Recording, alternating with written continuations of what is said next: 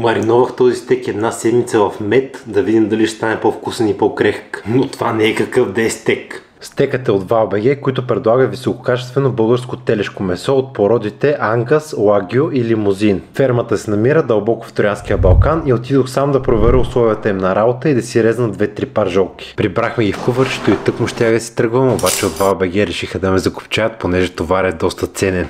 И връщаме се у нас, слагаме черен пипер и сол, заливаме с мед и след една седмица слагаме на скарата. Я да видим сега какво се е получило.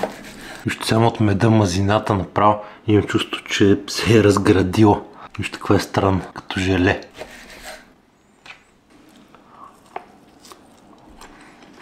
Направо меда имам чувство, че е пропил в най-вътрешната част на паржолата. Когато месото е прясно и качествено, като от фермите на ВАЛ-БГ, няма как да стане лошо, както и да го сготвите. А пък голяма част от телешкото по магазините е вносно и е старо и за нищо не става, затова залагайте на качественото българско месо и на българските производители като ВАЛ-БГ. Може да си поръчате мръвки от сайта на ВАЛ-БГ с промокод ALEX5.